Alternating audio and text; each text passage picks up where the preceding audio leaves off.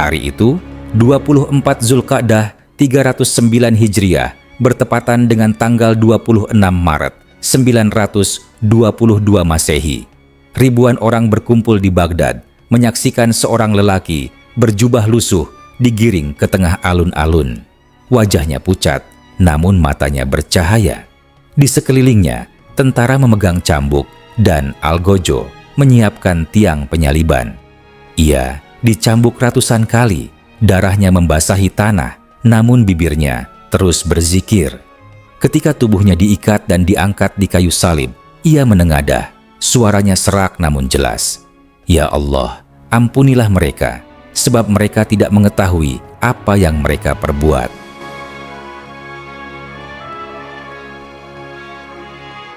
Jeritan terdengar dari sebagian pengunjung, sementara sebagian lain mencaci maki. Setelah itu, tubuhnya dipenggal, lalu dibakar. Abu lelaki itu akhirnya dihanyutkan ke sungai Tigris, seakan ingin dihapus dari muka bumi.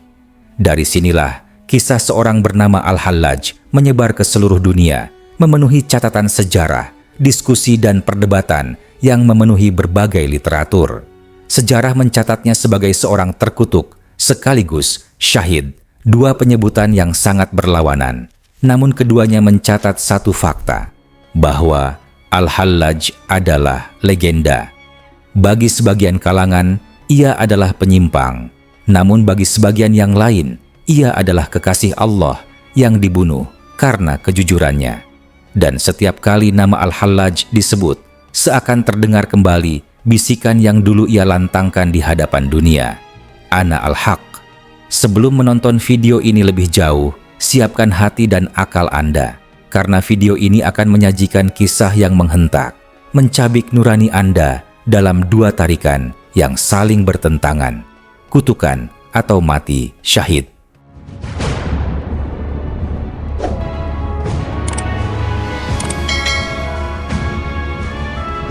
Kita awali dari catatan Al-Khatib Al-Baghdadi, sejarawan terkenal asal Baghdad yang wafat tahun 463 Hijriah.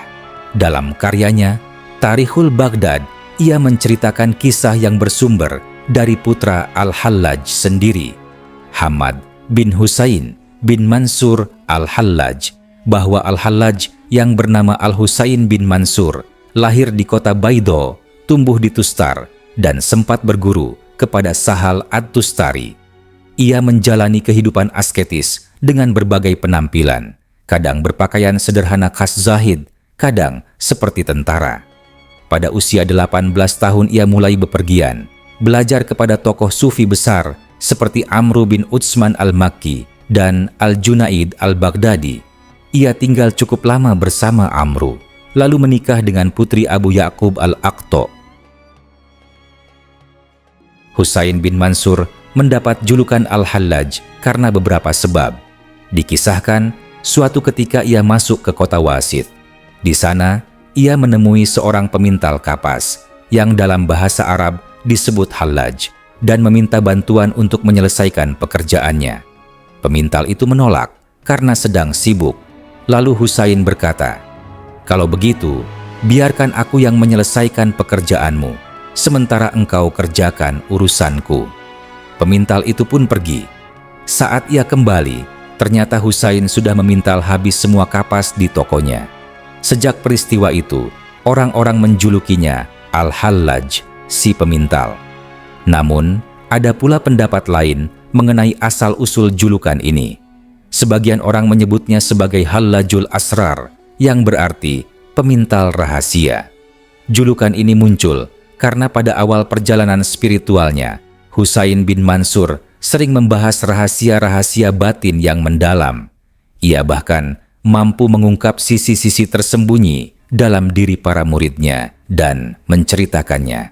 Kemampuan luar biasa ini membuat nama Al-Hallaj semakin melekat pada dirinya, bukan hanya sebagai pemintal kapas, tetapi juga pemintal rahasia. Al-Khatib Al-Baghdadi juga menyebut kisah yang bersumber dari putra Al-Hallaj, bahwa Al-Hallaj mendapat penerimaan yang sangat besar di tengah masyarakat, sampai-sampai banyak orang sezamannya merasa iri kepadanya. Amr bin Utsman, salah satu tokoh sufi saat itu, terus menulis surat-surat tentang Al-Hallaj dan membicarakannya dengan tuduhan-tuduhan besar, hingga akhirnya Al-Hallaj marah, melepaskan pakaian sufi, mengenakan jubah biasa, dan mulai bergaul dengan orang-orang yang condong pada kehidupan dunia. Kemudian Al-Hallaj pergi selama 5 tahun. Ia sampai ke Khurasan, menyeberangi sungai Transoksiana, masuk ke Sijistan dan Kirman, lalu kembali lagi ke wilayah Fars. Di sana, ia mulai berbicara di hadapan orang banyak, mengadakan majelis, dan mengajak manusia kepada Allah. Di wilayah Fars, ia dikenal dengan nama Abu Abdillah Az-Zahid. Ia menulis beberapa karya untuk mereka, lalu naik menuju Ahwas. Ia berbicara di hadapan orang banyak dan diterima baik oleh kalangan khusus maupun umum. Ia sering membicarakan rahasia-rahasia manusia dan isi hati mereka, bahkan mengabarkannya. Karena itulah ia disebut Hallajul Asror, pemintal rahasia, hingga akhirnya gelar Al-Hallaj melekat padanya. Setelah itu ia pergi ke Basrah, tinggal di sana sebentar, lalu meninggalkan putranya, Hammad, di Ahwas bersama para sahabat Al-Hallaj. Al-Khatib Al-Baghdadi mengungkapkan bahwa pandangan para ulama sufi terhadap Al-Hallaj sangat beragam. Sebagian besar dari mereka menolak Al-Hallaj sebagai bagian dari komunitas sufi. Namun, Al-Hallaj justru mendapatkan pengakuan dari beberapa sufi besar terdahulu, seperti Abul Abbas bin Atho Al-Baghdadi, Muhammad bin Khafif Ash-Shirazi, dan Ibrahim bin Muhammad Al-Nasrobadi An-Naisaburi. Mereka tidak hanya membenarkan ajarannya, tetapi juga mencatat perkataannya. Bahkan, Ibnu Khafif pernah berkata dengan penuh penghormatan, Al-Husain bin Mansur adalah seorang alim Rabbani. Ibnul Atsir, sejarawan terkemuka yang wafat tahun 630 Hijriah, dalam Al-Kamil Fit Tarikh mengatakan, pada tahun 309 Hijriah, Al-Husain bin Mansur Al-Hallaj, seorang sufi, dihukum mati dan dibakar. Di awal perjalanan spiritualnya, Al-Hallaj dikenal sebagai seorang yang zuhud dan mendalami tasawuf. Ia memperlihatkan berbagai karomah yang menakjubkan, seperti menghadirkan buah-buahan musim dingin di musim panas dan buah-buahan musim panas di musim dingin. Ia bahkan mampu mengulurkan tangannya ke udara dan menariknya kembali dengan segenggam dirham yang ia sebut sebagai dirhamul qudrah. Selain itu, ia memiliki kemampuan luar biasa untuk mengetahui apa yang dimakan seseorang, apa yang mereka lakukan di rumah, serta isi hati mereka, membuat banyak orang terpesona oleh dirinya. Namun, popularitas Al-Hallaj juga membawa perdebatan besar. Sebagian orang percaya pada doktrin hulul yang ia ajarkan, yaitu penyatuan Tuhan dengan manusia. Para ulama pun terpecah pendapat tentang dirinya, sebagaimana manusia berbeda pendapat tentang Al-Masih alaihi salam. Ada yang meyakini bahwa Al-Hallaj memiliki unsur ilahiyah dan mengaku sebagai Tuhan. Ada pula yang menganggapnya sebagai wali Allah dengan karomah yang merupakan tanda kesalehan para solihin. Di sisi lain, tak sedikit yang menyebutnya sebagai pesulap, tukang sihir, penipu, dan dukun yang memanfaatkan jin untuk menunjukkan keajaiban seperti buah-buahan di luar musim. Ibnul Atsir mengatakan, Al-Hallaj pernah datang dari Khurasan ke Irak, lalu pergi ke Mekah dan tinggal di sana selama 1 tahun di Hijr Ismail. Selama itu, ia tidak pernah berteduh di bawah atap, baik di musim dingin maupun musim panas. Ia berpuasa sepanjang waktu. Ketika malam tiba, orang-orang membawakan kepadanya sebuah kendi berisi air dan sepotong roti. Ia hanya minum air itu, lalu menggigit roti tersebut 3 kali pada bagian sisinya, memakannya, dan meninggalkan sisanya. Sisa roti itu kemudian diambil oleh orang lain. Ia tidak makan apapun lagi sampai keesokan harinya menjelang sore. Pada waktu itu, Syaikh Sufi di Mekah adalah Abdullah Al-Maghribi. Ia mengajak para pengikutnya untuk menjenguk Al-Hallaj. Namun ketika tiba di Hijr Ismail, mereka tidak menemukannya. Lalu ada yang mengatakan, Al-Hallaj telah naik ke Jabal Abi Qubais. Maka mereka pun lalu mendakinya. Mereka melihat Al-Hallaj berdiri di atas sebuah batu, tanpa alas kaki, kepala terbuka, sementara keringatnya mengalir deras hingga menetes ke tanah. Abdullah Al-Maghribi kemudian membawa kembali para pengikutnya tanpa berbicara dengan Al-Hallaj. Ia berkata, orang ini, yakni Al-Hallaj, sedang menahan diri dan berusaha kuat dalam menghadapi ketentuan Allah. Kelak Allah akan mengujinya dengan sesuatu yang tak akan sanggup ia tanggung dengan kesabaran dan kekuatannya. Setelah itu, Husain Al-Hallaj pun kembali ke Baghdad. Ibnul Atsir dalam Al-Kamil fit Tarikh menceritakan tentang sebab kematian Al-Hallaj, bahwa setelah Al-Hallaj kembali ke Baghdad, sampai kepada Wazir Hamid bin Abbas berita bahwa Al-Hallaj telah menghidupkan sekelompok orang mati, bahwa ia bisa membangkitkan orang yang sudah meninggal, bahwa jin melayaninya dan mendatangkan apa saja yang ia inginkan. Selain itu, dikabarkan juga bahwa ia mendapat kedudukan tinggi di hadapan beberapa orang dekat khalifah. Bahkan Nasr, sang penjaga istana pun condong kepadanya. Mendengar hal itu, Wazir Hamid bin Abbas meminta Khalifah Al-Muqtadir Billah agar menyerahkan Al-Hallaj beserta para pengikutnya kepadanya.